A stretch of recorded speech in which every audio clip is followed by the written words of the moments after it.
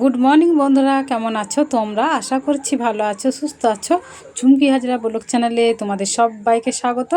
আর আমিও ভালো আছি। সকালবেলাতেই যেগুলো জলের কাজ সেইগুলো খুব তাড়াতাড়ি করে নিচ্ছি। এখন বাজে 8টা।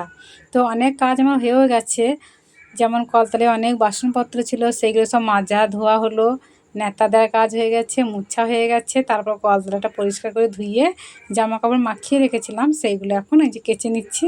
তো বাপের বাড়ি গিয়েছিলাম, জামা প্যান্ট তো থাকবেই, তাছাড়া ঘরেতে এসে দেখছি যেগুলো ছিল সেগুলোও সব মাখিয়ে দিয়েছি। সব ধুলো বসে গেছিলো, দিয়ে এখন কেচে নিচ্ছি। বাড়িতে না থাকলে তো কাজ একটু বেশিও হয়। তো ঝুল টুল ছিল, সেইগুলো সব ঝাড়লাম। মাকড়সার জালেতে ভর্তি হয়ে গেছিলো, সেগুলো ঝাড়লাম, ভালো করে নেতা দিলাম। দই আর কি কাজ হচ্ছে টুকটাক টুকটাক করে, সকাল থেকেই চলছে। এই যে কেচেছি, আর আজকে দেখো কত সুন্দর ঝলমলে রোদ্দুর দিয়েছে। তো এইদিকে দড়ি টাঙানো হয়েছে, দড়িটা টাঙানো হয়েছে, খুব ভালো হয়েছে। মানে সব সময় ওই চালে উঠতে ভালো লাগে না কো। তো এই যে একটু উঁচু উঁচু করে আর কি মেলবো, কেননা আমাদের এখানে কুকুরে খুব জ্বালাতন করে। সব সময় যাওয়া আসা করবে তো ওদের গা লাগবে। কত কষ্ট করে কাচ্ছি, যদি গা মারিয়ে দেয় তাহলে তো একটু ঘিন ঘিন করবে, তাই না? তো সেই জন্য একটু উঁচু উঁচু করে এই যে সব মেলে দিলাম। তো মানে জল ঝরে গেলেই হলো। এখন তো শরতের মেঘ যেখানেই দাঁড়াচ্ছে সেখানেই বৃষ্টি হচ্ছে। আর আজকে আমি আমার রাখালটাকে স্নান করাবো। দেখো, ও কিন্তু কিছু মতেই আমার কাছে স্নান করবে না। সাবান মাখাবো ভালো করে। ও সাবান মাখিয়ে ফেনা করে, খুব ফেনা করবে, দিয়ে জল দিয়ে ধুয়ে ফেলে দেয়, রগড়ায় না। যেখানকার ময়লা সেখানেই থেকে যায়। তো আমি দেখি প্রায় দিনই বললি ভালো করে সাবান মাখ, তো ও শুনবেও না। দিয়ে দেখছি যে এক জায়গাতে এত ময়লা জমে গেছে, চট বাঁধার মতো ময়লা জমে গেছে। সেই জন্য ওকে আজকে আমি ছাড়বো না, সাবান মাখিয়ে ভালো করে স্নান করিয়ে তারপরেই আমি স্নান করব। কেননা আমি জানি যে ওকে স্নান করাতে গেলেই ও ছটফট করবে, দিয়ে আমার কাপড় ভিজে যাবে। তো সেই জন্য এখন বাজে 9:30। ও তো এমনিতেই স্কুল যাবে, একটু পরেই স্নান করতো। কিন্তু ওর ইচ্ছা ছিল না, ও ফোন দেখছিল, একদম মনোযোগ সহকারে ফোন দেখছিল, ফোন দেখাতে ব্যস্ত ছিল। ওখান থেকে আমি উঠিয়ে এনেছি, তাই ও এত বিরক্ত। দেখো আমার সঙ্গে সোমা নিয়েও তর্ক করছে। আমি এখন স্নান করব না, সেই 10টা বাজুক তারপরে। সমানে সেই একটা কথাই বলছে। আর আমি বড় হয়ে গেছি, আমাকে আবার স্নান করানো কী দরকার, আমি নিজেই পারবো। আচ্ছা তোমরাই বলো তো বন্ধুরা, মায়ের কাছে কি সন্তান কখনো বড় হয়ে যায়? আর ও কি এমনই বা বড় হয়েছে, নিজেকে বড় বলছে, হাতে পায়েই লম্বা হয়েছে। শরীরে যত্ন কিছুই জানে না, শুধু খিদের সময় খিদে লাগে তাই খেতে হয়, খায়। জলও খায় না খাওয়ার পর। মানে এই তো বড় হয়েছে। আগে যখন ছোট ছিল প্রত্যেক দিন সাবান মাখিয়ে স্নান করে দিতাম, তখন গা হাত বেশ চকচকে থাকতো। আর এখন পিঠে ঘাড়েতে ময়লার চট বসে থাকে। মাঝে মধ্যে এইভাবে ধুলাই করে দিই। আজকে টেনে নিয়ে এসে বসাইলাম, ওর অনিচ্ছা থাকা সত্ত্বেও।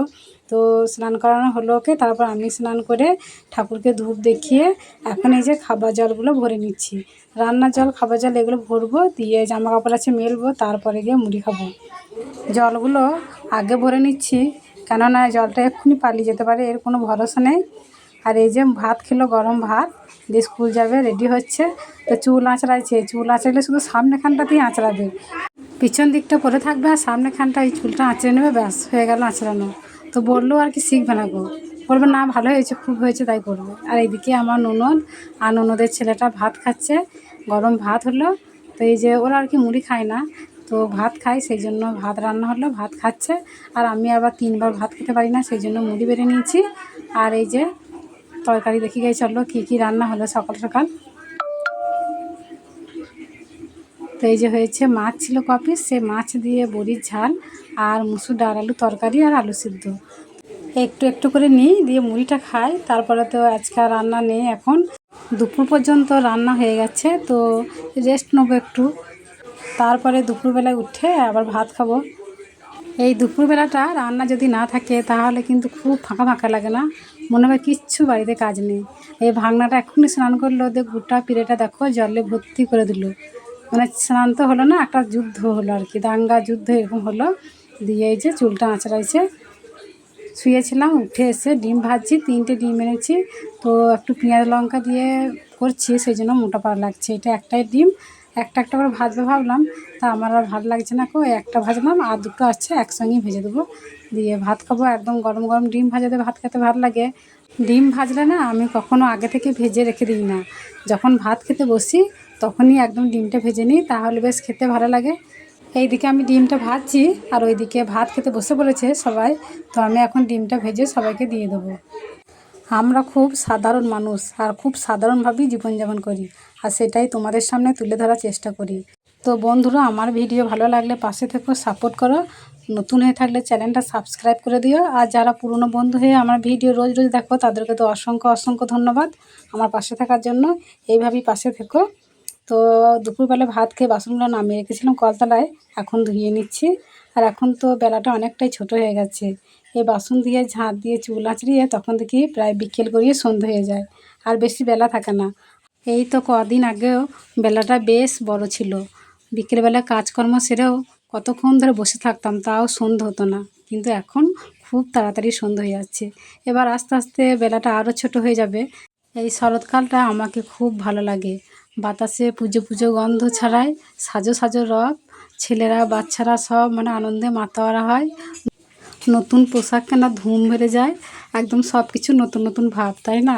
এতক্ষণ ধরে যে বিষয়টা নিয়ে কথা বলছি, চলো একবার তোমাদের দর্শন করে দিই। একদম আমাদের বাড়ির সামনে সকাল সন্ধ্যা শুধু বলবো না, সর্বক্ষণ দর্শন মেলে। এই যে মা দুর্গার গায়ে মাটি দেওয়া হয়ে গেছে, এইদিকে মা কালীর গায়েও মাটি দিচ্ছে।